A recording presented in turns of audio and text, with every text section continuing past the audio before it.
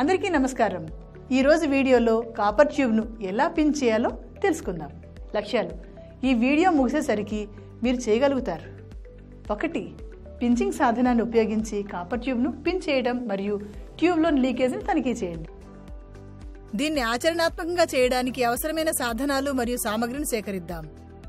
ట్రిమ్మర్తో కూడిన tube cutter 1, చిన్న త్రిభుజాకార file 1, pinch of tool 1, steel scale 1, soft tubing 1/4 ఇంచులు 3/8 ఇంచు 1/2 ఇంచు, ఒక్కొక్కటి ఒక్కొక్క రోల్. శుభ్రమైన బట్టలు అవసరమైన మేరకు. పించింగ్ టూల్స్: ఇది కాపర్ ట్యూబుల వ్యాసాన్ని సీల్ చేయడానికి లేదా మూసివేయడానికి ఉపయోగించబడుతుంది. ఇది వివిధ రకాల పళ్లను మరియు రంధ్రాలను ఏర్పరచుకునే 2 బార్లను కలిగి ఉంటుంది. అలాగే నట్లు మరియు బోల్ట్ను ఉపయోగించి బిగించి ఉంటుంది.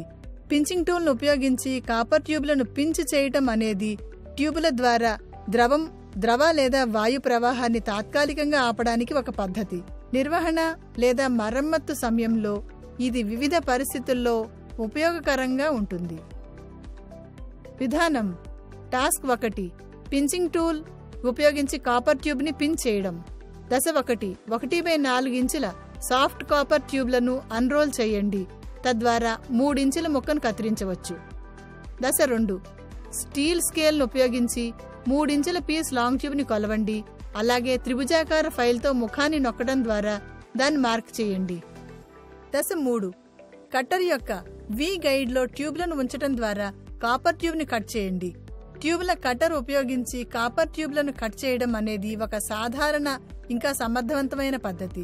కట్టర్పై వి గైడ్ లేదా గ్రూప్ స్థిరత్వాన్ని అందిస్తుంది. అలాగే కటింగ్ వీల్ను సరళ మార్గంలో నడిపించడంలో సహాయపడుతుంది. దశ 4, గణనీయమైన ఒత్తిడి వర్తించే వరకు థంబ్ స్క్రూను బిగించండి. దశ 5, ట్యూబ్ల చుట్టూ కట్టర్ని నెమ్మదిగా తిప్పండి. దశ 6, అవసరమైన భాగాన్ని కట్ చేసిన తర్వాత ట్యూబుల కాయిల్ చివరిని మూసివేయండి. దశ 7, ట్యూబుల అంచులను రీమ్ చేసి ఫైల్ చేయండి.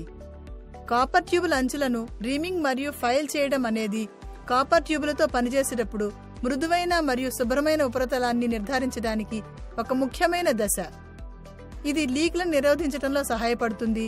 ఫిట్టింగ్లను సరైన విధంగా చొప్పించడం సులభతరం చేస్తుంది. అలాగే ప్లంబింగ్ వ్యవస్థ యొక్క మొత్తం సమగ్రతను పెంచుతుంది.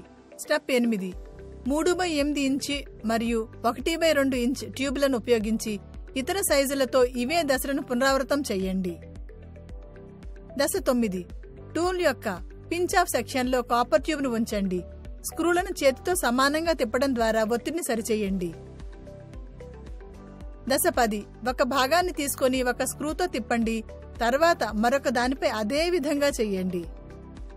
దశ 11, 2 బ్లాక్లు సమానంగా అమరే వరకు బిగించే ప్రక్రియను తప్పనిసరిగా కొనసాగాలి. దశ 18, అప్పుడు ట్యూబ్ పిన్ చేయబడి మూసివేయబడుతుంది.